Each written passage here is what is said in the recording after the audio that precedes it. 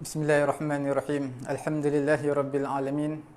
Wassalatu wassalamu ala rasulina Muhammadin wa ala alihi wa sahbihi ajma'in. Rabbi syrah li sadri wa yassir li amri wa hlul 'uqdatam min lisani yafqahu qawli. Alhamdulillah, kita bersyukur kepada Allah Subhanahu wa taala. Kita dalam pengajian usulul fiqh mengenai dengan qaulus sahabi. Qaulus sahabi iaitu pendapat ijtihad di kalangan sahabat. Adakah boleh dijadikan ia sebagai dalil hujjah dalam syarak seperti Quran dan juga hadis? Maka kita lihat beberapa pandangan di kalangan ulama. Perkara yang pertama yang kita perlu tahu adalah apa benda sebelum kita masuk qaulus sahabi ini, lebih lanjut mengenai dengan al-ara' pendapat di kalangan ulama. Kita lihat dahulu mengenai dengan ta'rif. Apakah ta'rif as-sahabi? Sahabat Nabi, apakah ta'rif di sisi ulama-ulama usul? Maka kita lihat ulama menyatakan yang pertama adalah dia melihat Nabi dan juga dia beriman dengan Nabi. Apa benda? Dia lihat dan juga beriman dengan Nabi sallallahu alaihi wasallam. Kalau tak lihat, maka tak dipanggil sahabi, seperti Uwais Al-Qarani. Uwais Al-Qarani dia hidup pada zaman Nabi tapi tak melihat Nabi. Tapi tak, kalau lihat tapi tak beriman, tak dipanggil sahabi juga. Abu Jahal pun lihat Nabi, Abu Lahab pun lihat Nabi.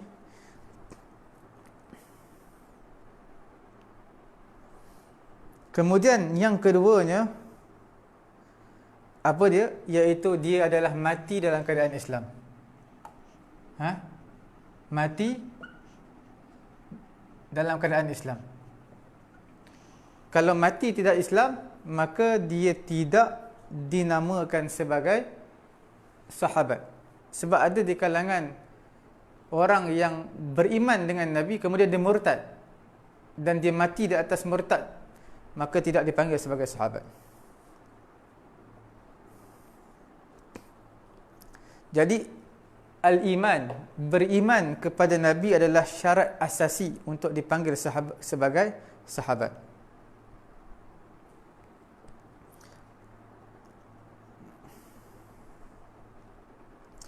Kemudian qaulus sahabi, kalau kita lihat qaulus sahabi ataupun dalam perkataan lain dipanggil sebagai mazhabus sahabi, mazhab sahabat. Jadi di sini bila sebut tentang mazhab sahabat ataupun pendapat sahabat, bermaksud adalah ijtihad ataupun pandangan di kalangan sahabat ataupun perkataan di kalangan sahabat ataupun perbuatan sahabat Nabi selepas daripada kewafatan Nabi. Adakah dia menjadi dalil ataupun tidak? Itu persoalannya. Kadang-kadang dinukilkan dalam kitab-kitab fiqh, kitab-kitab usul fiqh mengenai dengan fatwa-fatwa sahabat. Ini pendapat Ibnu Abbas, ini pendapat Abdullah bin Mas'ud, ini pendapat sahabat sekian-sekian. Maka fatwa di kalangan sahabat Nabi selepas daripada kewafatan Nabi, adakah dia sah dan juga diiktibar sebagai fatwa ataupun sebagai masdar min masadir tasyri', iaitu dipanggil sebagai satu, adakah dia diiktibar sebagai sumber daripada sumber-sumber syariat? Itu yang kita nak bincangkan.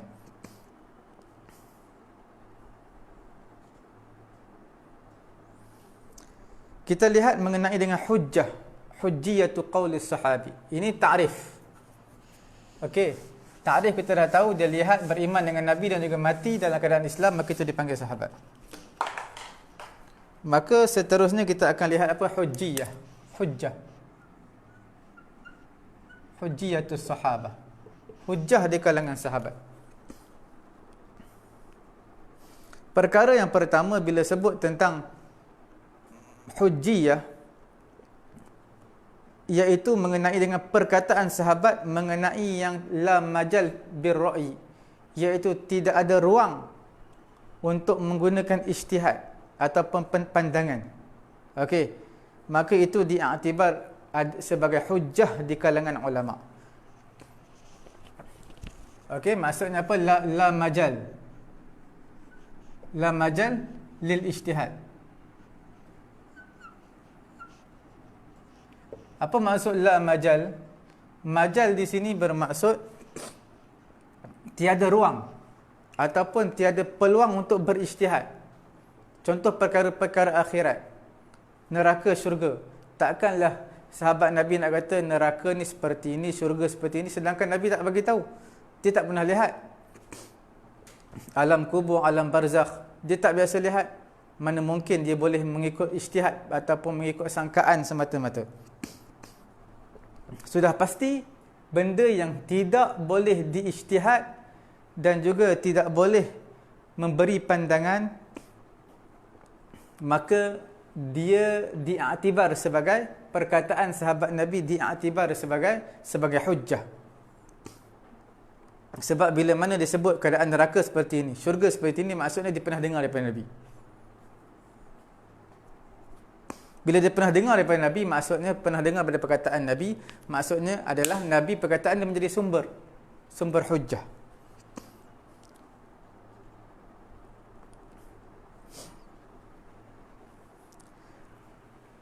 Itu yang pertama. Perkara yang kedua, perkataan sahabat tetapi ittifaq. Ittifaq ni apa? Semua ittifaq sahabi.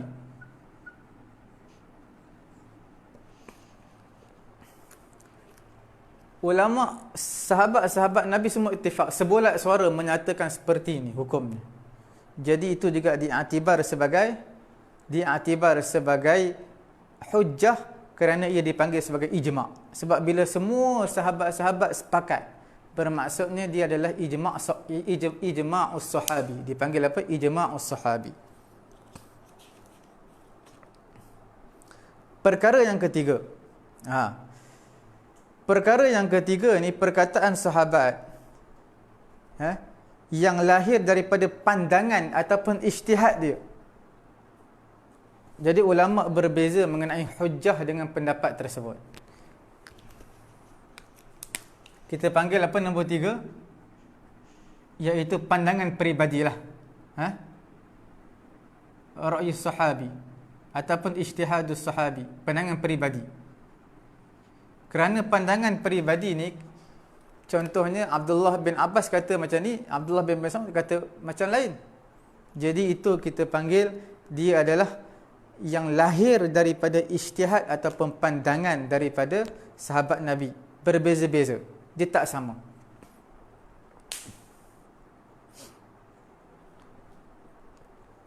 Yang nombor 3 ini, inilah menjadi perselisihan di kalangan ulama'. Yang pertama, memang tak jadi perselisihan lah. Sebab apa? Sebab sahabat takkan berani. Bila sebut tentang as-sahabi, as-sahabah, maka dia adalah kulluhum udul. Semuanya adil. Kita tak boleh kata sahabat ni fasik. Tak boleh. Sebab sahabat tak ada yang fasik. Bila dipanggil sahabat Nabi, maka dia adalah orang beriman yang tulus ikhlas semata-mata kerana Allah. Jadi bila sebut sahabat Nabi, menyatakan perkara yang ghaib, sam'iyat, perlu diterima. Perkara yang kedua, ittifaqus sahabi, itu dipanggil ijma', ijma' sahabat. Perkara yang ketiga, ra'yus sahabi, iaitu pendapat peribadi di kalangan sahabat Nabi. Adakah boleh dijadikan hujjah ataupun tidak? Ini yang ulama' berbeza pendapat. Okey?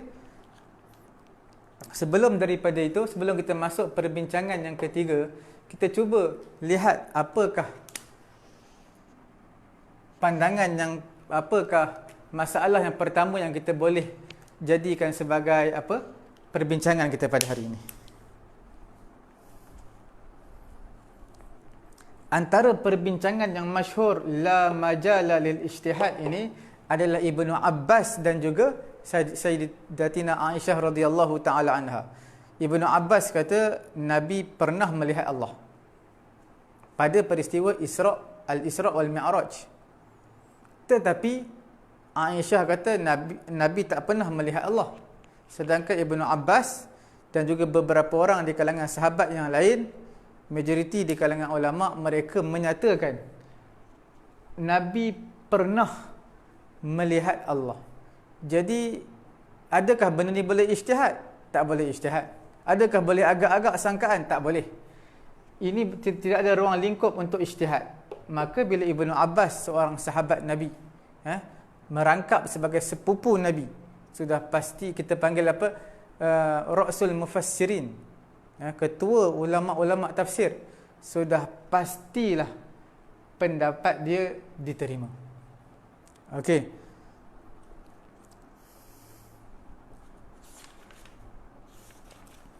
Kalau kita lihat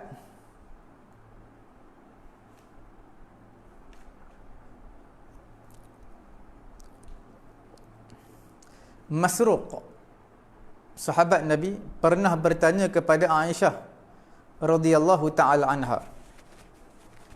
Dia pernah bertanya kepada siapa? Kepada Aisyah radhiyallahu taala anha. Dia masuk jumpa dengan Aisyah, dia tanya, hal ra'a Muhammadun rabbah? Adakah Muhammad pernah lihat Tuhannya? Maka Aisyah kata apa? Aisyah kata, meremang bulu roma aku ni. Jasad aku meremang, bulu roma aku meremang. Dia kata, kemudian Masruq kata, laqad ra'a min ayati rabbihil kubra. Dibacakan ayat. Dia baca ayat apa? Masruq, laqad ra'a min ayati rabbihil kubra. Sesungguhnya Nabi telah melihat daripada ayati rabbihil kubra, tanda-tanda Tuhannya yang besar. Tanda-tanda Tuhannya yang besar. Ayati rabbihil kubra. Apa itu ayati rabbihil kubra? Maka Aisyah telah bertanya, apa yang kamu faham mengenai ayat ini? Ayati rabbihil kubra.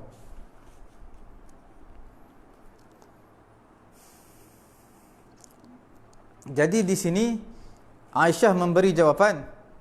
Dia kata, sebenarnya ayati rabbihil kubra bukan melihat Allah, tetapi adalah melihat Jibril, tanda-tanda Tuhan kamu yang besar, iaitu Jibril alaihi salatu wassalam.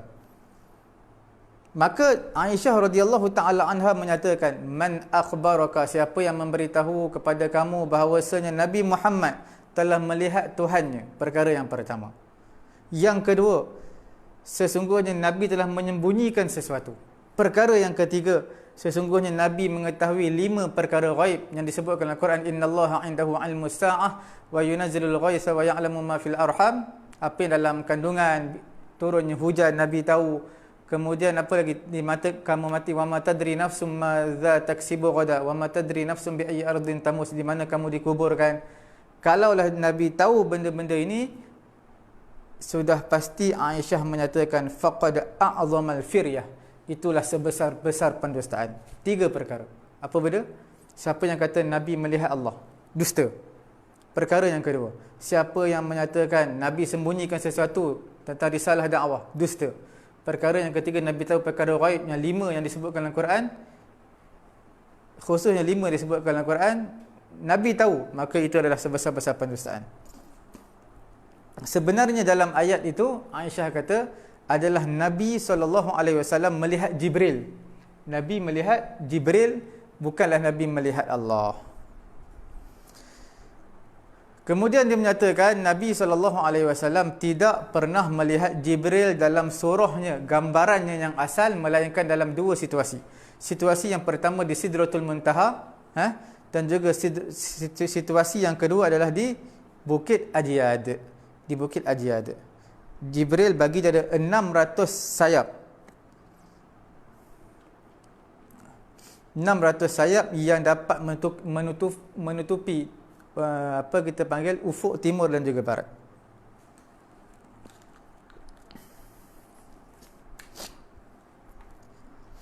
Ditanya kepada Ibnu Abbas, ini pada bincangan kita yang pertama, tidak ada ruang lingkup untuk ijtihad. Ditanya kepada Ibnu Abbas, adakah Nabi pernah melihat Allah? Maka Ibnu Abbas kata, ra'ahu hatta qata'a sautuhu. Iaitu Nabi pernah melihat Allah, Nabi pernah melihat sampai tak ada suara dah Ibnu Abbas. Habis suara.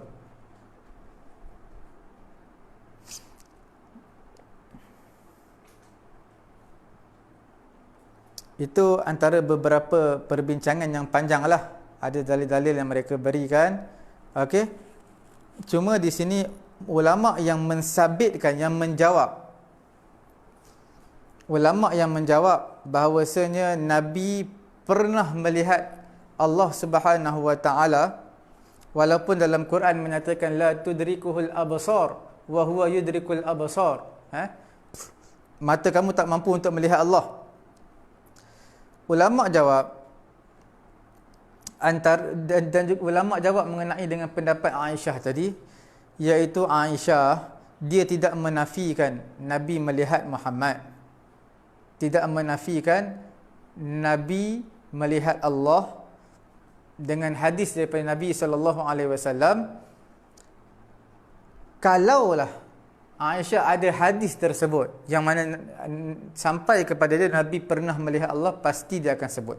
Sebab hadis tersebut tak sampai kepada Aisyah radhiyallahu taala anha. Kemudian antara jawapan ulama lagi, la tudrikuhul absar, mata kamu tidak ada idrak. Makna kekuatan yang ada pada mata kamu tak mampu untuk menanggung untuk melihat Allah Subhanahu wa taala. Bukan kata Allah matahari pun mata kita tak mampu nak tanggung nak lihat matahari. Okey, boleh jadi buta. Tak mampu untuk melihat matahari. Bagaimana nak melihat Allah? Bukan tak boleh lihat, mata kita tidak ada kemampuan di kehidupan dunia. Tapi di akhirat nanti Allah Taala akan bagi satu kekuatan pada mata boleh melihat Allah Subhanahu wa taala.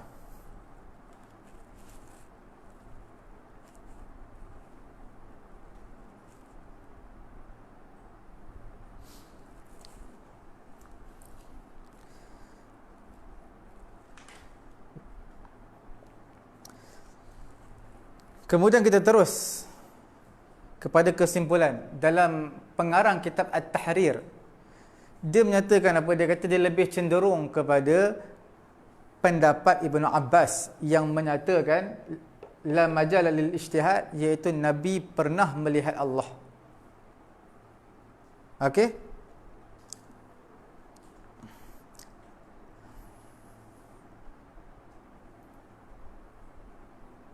Ibnu Abbas digelar sebagai hibrul ummah. Hibrun adalah bermaksud dakwat, ummah umat lah.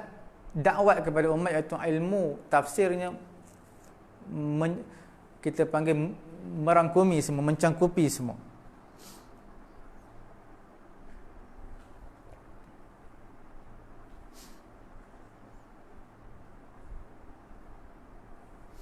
Aisyah dia tidak ingkar terhadap pendapatnya yang Nabi tidak pernah melihat Allah. Tetapi dia hanya menyebut, Aisyah ni, isteri Nabi, dia hanya menyebut berdasarkan takwilan daripada ayat Al-Quran, iaitu wa ma kana li basharin an yukallimahu Allahu illa wahyan aw min wara'i hijabin aw yursila rasula. Jadi maksud tak sepatutnya bagi manusia itu Allah Taala bercakap dengan dia melainkan dengan wahyu, ataupun daripada min wara'i hijab, daripada belakang hijab, maknanya tak boleh lihat secara directly. Okey? Au yursila rasula, ataupun Allah Taala menghantar seorang rasul, utusan, iaitu malaikat. Dan juga kerana mentakwilkan tentang firman Allah Taala yang kita sebutkan tadi, yang kedua, la tudrikuhul absar wa huwa yudrikul absar wa huwal latiful khabir, iaitu mata manusia tak mampu untuk melihat apa tu? Melihat Allah, zat Allah Subhanahu wa taala.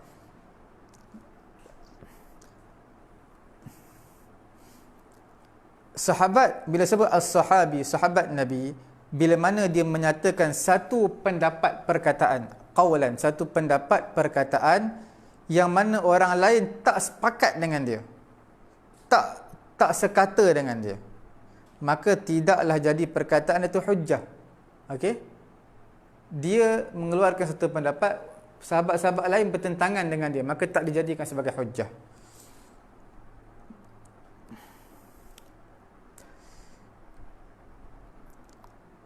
Apabila sahih riwayat-riwayat daripada Ibnu Abbas mengenai dengan mengisbatkan Nabi melihat Allah, maka wajiblah kita kembalikan kepada pendapat Ibnu Abbas, kita kembali iaitu kita rujuk kepada pendapat Ibn Abbas yang menyatakan Nabi pernah melihat Allah. Sebab apa kita riwayat-riwayat tersebut sahih. Kemudian perkara yang kedua, tidak ada ruang untuk akal ataupun sangkaan ataupun ijtihad ataupun dia dengar daripada orang lain. Tak ada. Benda ni tak boleh main-main, melainkan dia dengar daripada Nabi sahaja. Yang mana Nabi pernah melihat Allah, barulah dia akan sebut.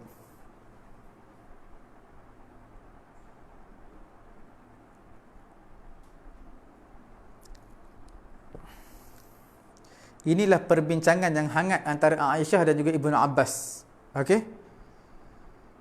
Jadi di sini Ibnu Abbas asbata syai'an nafahu ghairuhu, iaitu Ibnu Abbas mensabitkan sesuatu, Aisyah menyangkal sesuatu. Jadi ada satu kaedah yang umum yang menyatakan al-musbat muqaddam 'ala an-nafyi. Apa maksud al-musbat muqaddam 'ala an-nafi? Iaitu benda yang diisbatkan lebih diberi keutamaan. Okey? Kaedah umum apa dia?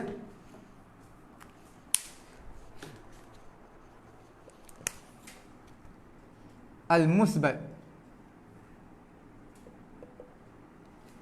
muqaddamun 'ala an-nafi.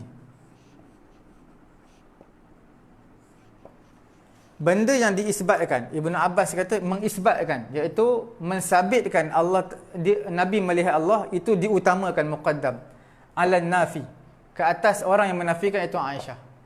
Sebab apa? Sebab pengetahuannya lebih. Okey? Kerana Ibnu Abbas ada ilmu tersebut yang tidak ada pada Aisyah radhiyallahu taala anha. Boleh. Seperti mana Nabi masuk dalam Kaabah. Ada sahabat kata Nabi tak sembahyang 2 rakaat. Ada sahabat kata, tak salah saya, Bilal bin Rabah menyatakan Nabi sembahyang 2 rakaat. Mana yang betul? Nabi sembahyang ke Nabi tak sembahyang dalam Kaabah? Jadi kita gunakan kaedah ini, al-musbatu muqaddamun 'alan nafi. Okey?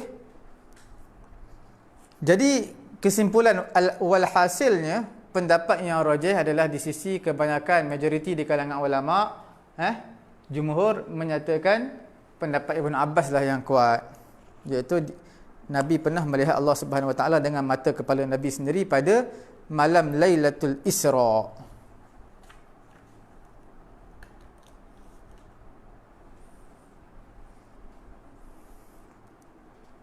Mana mungkin Ibn Abbas berani menyatakan sesuatu yang mana tidak ada pengetahuan di sisi Ibn Abbas radhiyallahu taala anhu. Okey. Sekarang seterusnya kita sambung balik mengenai dengan qaulus sahabi. Ini yang pertama, pendapat yang kedua ni ittifaq sebulat suara. Yang ketiga ni mengenai dengan pendapat peribadi sahabat. Di sini ada masalah dalam usul ini, biasalah sedikit perbincangan dalam usul, iaitu ada mazhab yang setuju mengenai berpegang kepada pendapat sahabat. Pertama, kedua memang tak ada ikhtilaf lah. Yang ikhtilaf yang ketiga ni. Okey? Jelas Yang ikhtilaf yang mana? Yang ketiga. Sebab apa dia ikhtilaf? Sebab sebahagian ulama kata A, sebahagian sahabat kata A, sebahagian lagi kata B, sebahagian lagi kata C. Jadi mereka tidak sekata. Itu yang menjadi perselisihan di kalangan ulama. Adakah boleh diambil pendapat mereka sebagai hujah ataupun tidak? Jadi kita lihat pendapat yang pertama, jumhur, majoriti di kalangan ulama lah, termasuklah Imam Abu Hanifah, Imam Ahmad bin Hanbal, Imam Malik, dan salah satu daripada qaul Imam Malik lah, dan juga mazhab Syafi'i al-Qadim. Mazhab Syafi'i, fatwa yang lama ketika berada di Iraq. Okey, menyatakan pendapat sahabi adalah hujjah syar'iyyah.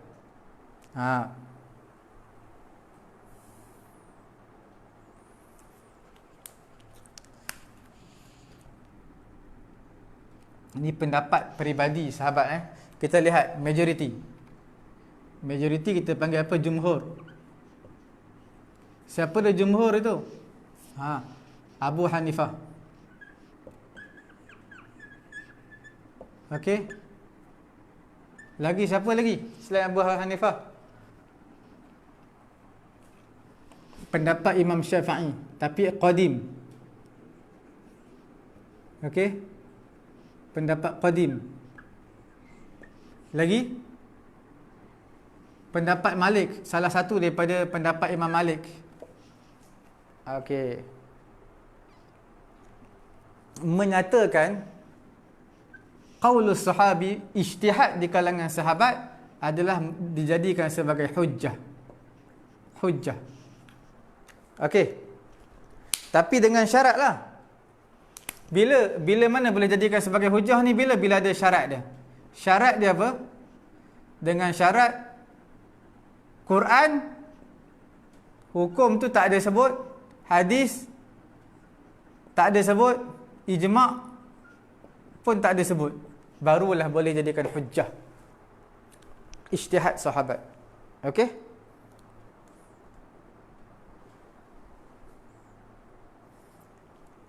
Mana para mujtahid seperti Imam Syafi'i dan juga ulama yang mujtahid lah, banyak, Sufyan As-Sawri dan sebagainya, Sufyan bin Uyainah, okey, Ibnu Abi Layla dan sebagainya.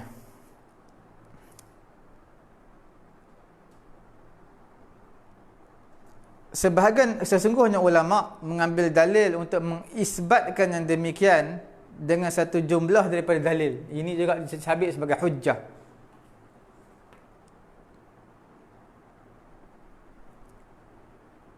Mereka beristidlalkan apa? Iaitu sahabat ini mereka ada pada ketika turunnya wahyu, mereka bersama dengan Nabi, dengan satu tempoh, satu masa yang panjang, duduk bersama Nabi, musafir bersama Nabi. Okey. Jadi mereka lebih tahu. Mereka adalah umat yang lebih mengetahui terhadap Quran, terhadap hadis dan juga terhadap sunnah. Hadis sunnah. Okey. Itu adalah kita panggil istidlal di kalangan pendapat pertama. Apa istidlal mereka? Mereka kata sahabat-sahabat Nabi ini semua orang baik-baik.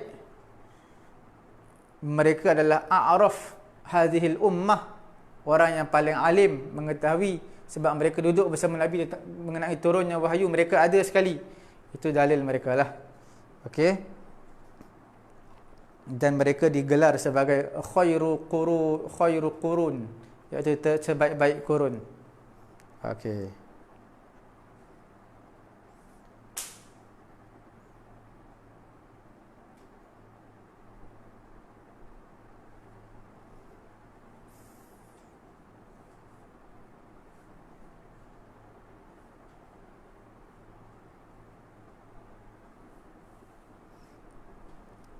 Sekarang ni kita lihat pendapat yang kedua. Pendapat yang kedua. Sebahagian di kalangan ulama, termasuk pendapat Imam Malik, Imam Syafi'i dalam qaul jadid, menyatakan qaulus sahabi bukanlah hujjah syar'iyyah. Okey? Pendapat yang kedua. Pendapat Imam Syafi'i dalam qaul apa ni? Qaul jadid. Salah satu pandangan daripada Imam Malik menyatakan apa? Qaulus sahabi adalah dipanggil bukanlah hujjah syar'iyyah.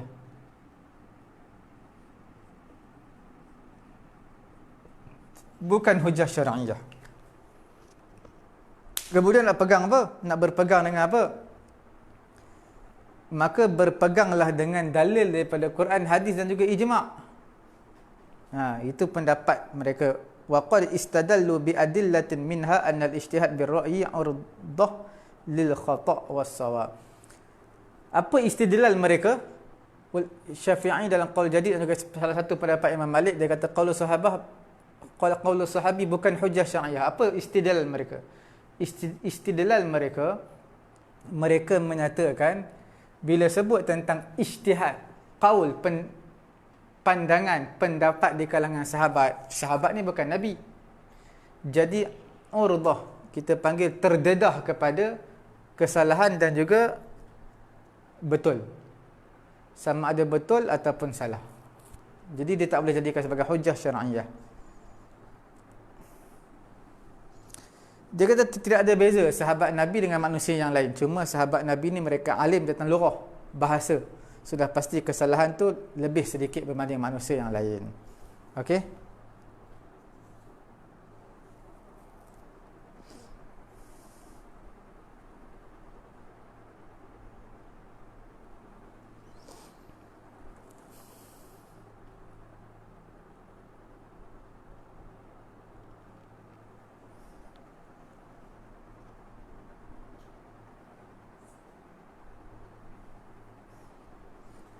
Jadi di sini macam mana kita nak katakan kesimpulan mengenai perbincangan kita pada hari ini mengenai dengan usul fiqh qaulus sahabi, pendapat ijtihad di kalangan sahabat. Kita kata beginilah. Pandangan sahabat, ijtihad sahabat bukanlah hujah syar'iyah. Okey, dia bukan hujah syar'iyah. Cumanya kita kata yang paling aulanya kita berjinaklah dengan satu resolusi, satu jawapan yang tidak ada dalam Quran, tidak ada dalam hadis, tidak ada ijma', maka kita ambillah pendapat di kalangan sahabat-sahabat Nabi. Okey, bukan mesti wajib, tak wajib, tak boleh jadikan hujah syar'iyah. Cuma lebih aulanya kita ambillah pendapat mereka. Okey, makna bukan wajib, lebih aula kalau tak ada dalam Quran, dalam hadis dan juga ijma'. Dan tak ada dalil-dalil yang lain yang mu'tabar. Okey?